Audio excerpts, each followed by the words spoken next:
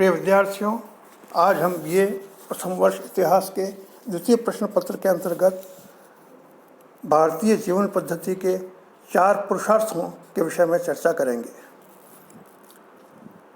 भारतीय ऋषियों ने अनुभव किया कि सांसारिक मोह माया और भोग विलास मनुष्य को आकर्षित तो करते हैं, किंतु वे मनुष्य को श्रेय मार्ग यानी सन्मार्ग की ओर न ले जाकर प्रेय मार्ग अर्थात दुखों की ओर ले जाते हैं, जबकि मर्यादित आचरण तथा आत्मिक विचार उचित निर्णय लेने में मनुष्यों की सहायता करते हैं।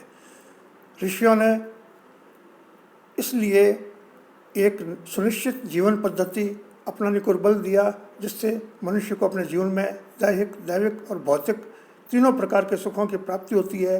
ऋषियों ने इन सुखों को 4 प्रकार के पुरुषार्थों के रूप में अभिव्यक्त किया। इन्हें धर्म, अर्थ, काम और मोक्ष कहा गया है। इनमें से काम दैहिक सुख है, अर्थ भौतिक सुख है, धर्म एवं मोक्ष दैविक सुख है। काम और अर्थ को चंचल मानते हुए मर्यादा के प्रतीक धर्म और मोक्ष से इन्हें आबद्ध किया गया है। इनके दोनों ओर धर्म और मोक्ष हैं जो इनकी चंचलता को रोकते हैं। इन चारों पुरुषार्थों को पुरुषार्थ चतुष्टय भी कहा जा सकता है। धर्म के द्वारा मनुष्य नीति, विवेक, न्याय आदि क्रियाओं को समझ सकता है। अर्थ मनुष्य की भौतिक समृद्धि का आधार है। काम मानव के मन एवं देह को संतुष्टि देता है। इन तीनों के सम्यक उपभोग से मनुष्य स्वतः ही मोक्ष अर्थात आत्मा की चरम उन्नति प्राप्त कर लेता है। मानव जीवन का अंतिम लक्ष्य मोक्ष ही है। चार्वाक दर्शन केवल 2 ही पुरुषार्थों अर्थ और काम को मान्यता देता है और धर्म मोक्ष को नहीं मानता। महर्षि वात्स्यायन भी मनु के पुरुषार्थ चतुष्टय के समर्थक हैं, किंतु वे मोक्ष तथा परलोक की अपेक्षा धर्म, अर्थ और काम पर आधारित सांसारिक जीवन को सर्वोपरि मानते हैं। पुरुषार्थों में धर्म का स्थान सर्वोपरि है। यह धर्म किसी विशेष प्रकार के धार्मिक विश्वासों, संप्रदायों की मान्यताओं अथवा ईश्वर की विशिष्ट उपासना पद्धतियों तक सीमित नहीं है। इस धर्म का तात्पर्य स्वयं को संयमित, मर्यादित, अनुशासित करने से है। इस प्रकार धर्म व्यक्ति के चिंतन, आचरण और व्यवहार की एक आदर्श संहिता है। धर्म के 3 मूल कार्य हैं: आत्मनियंत्रण, व्यक्तित्व का उत्थान और मोक्ष की उपलब्धि। धर्म द्वारा मनुष्य अपने कर्तव्यों और व्यवहारों को परिष्कृत करता हुआ बुरी कामनाओं को त्याग कर सत्कामनाओं की पूर्ति करता है।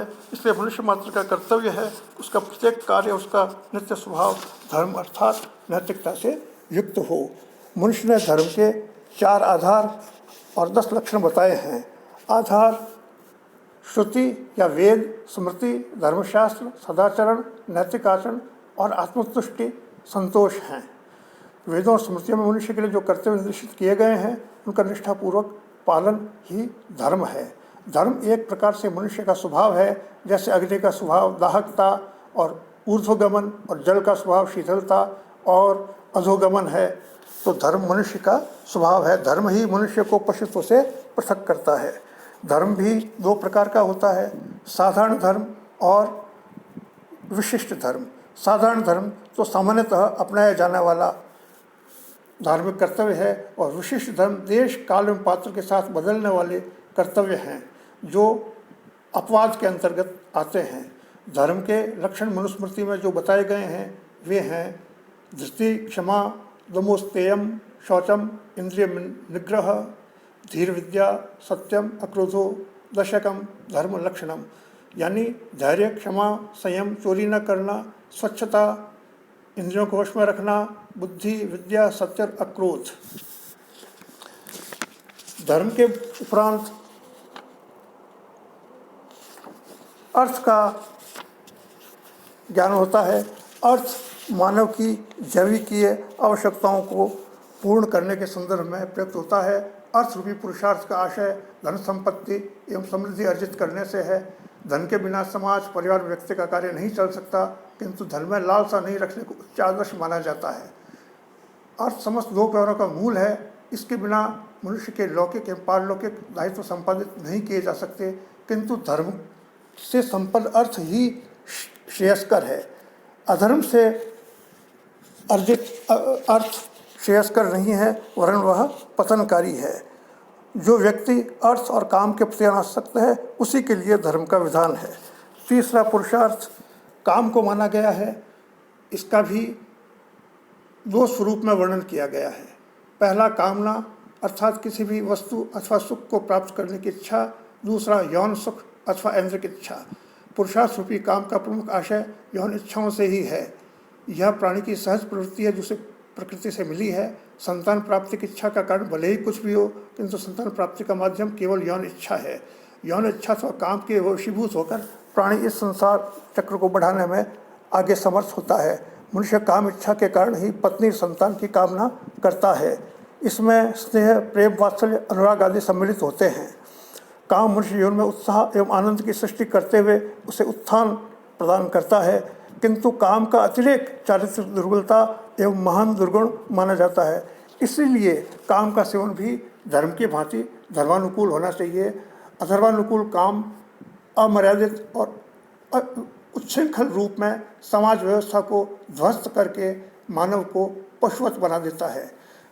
धर्म सदा ही अर्थ प्राप्ति का कारण है और काम अर्थ का फल है। कौटिल्य ने काम को अंतिम श्रेणी में रखा है।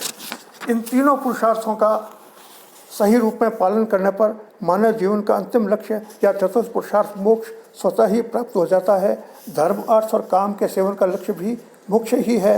वर्णाश्रम धर्म का लक्ष्य भी मोक्ष ही है। वेदों के अध्ययन अध्यापन का अंतिम लक्ष्य भी मोक्ष ही है। श्रेष्ठतम एवं निकृष्टतम व्यक्ति भी अपने लिए अंत में मोक्ष की कामना करते हैं। इसलिए मोक्ष को चतुर्थ पुरुषार्थ में सम्मिलित किया गया है और यह तीनों पुरुषार्थों का चरम है। मोक्ष प्राप्ति के 3 मार्ग निर्दिष्ट किए गए हैं: कर्म मार्ग, ज्ञान मार्ग, भक्ति मार्ग। मोक्ष प्राप्ति हेतु चरित्र आचरण की शुद्धता निर्दिष्ट की गई है। कोई भी पुरुषार्थी व्यक्ति धर्म, अर्थ और काम के नियमों का पालन करके अपना दैविक और भौतिक उत्थान कर सकता है। न तो काम विवाद की उपेक्षा की जानी चाहिए, न उनका अतिरेक किया जाना चाहिए। इन सब के समन्वित व्यवहार से ही मोक्ष का संपादन किया जा सकता है। यही पुरुषार्थों की महत्ता है। पुरुषार्थों के अंतर्गत धर्म को पंथ से पृथक रखना चाहिए और धर्म के विशिष्ट स्वरूपों के अंतर्गत जहाँ साधारण धर्म और विशिष्ट धर्म का निदर्शन किया, तो साधारण धर्म के अंतर्गत सामान्य बातें, सदा सत्य बोलना, हिंसा न करना, किसी का धन न हड़पना, पराई स्त्री से दूर रहना, ब्राह्मण, गौ, स्त्री, अशक्त एवं शरणागत की रक्षा करना मनुष्य मात्र के साधारण धर्म बताए गए हैं। विशिष्ट धर्मों के अंतर्गत वर्ण धर्म हैं, आश्रम धर्म। वर्ण धर्म के अंतर्गत ब्राह्मण, क्षत्रिय, वैश्य, शूद्र के निर्दिष्ट धर्म हैं। आश्रम धर्म के अंतर्गत ब्रह्मचर्य आश्रम, गृहस्थाश्रम, वानप्रस्थ आश्रम और संन्यासाश्रम के विशिष्ट कर्तव्य निर्दिष्ट किए गए हैं। कुल धर्म, युग धर्म और राजधर्म की भी प्रतिष्ठा प्राप्त की गई है और इस संदर्भ में स्वधर्म और आपद धर्म का भी चर्चा प्राप्त होती है।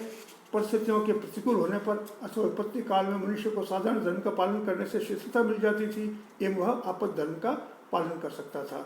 एक वर्ण के सदस्य विशेष परिस्थिति में दूसरे वर्ण के धर्म को आपत्काल में अपना सकते थे। यही पुरुषार्थ व्यवस्था की विशद चर्चा है। आशा है आपको इससे लाभ होगा। धन्यवाद।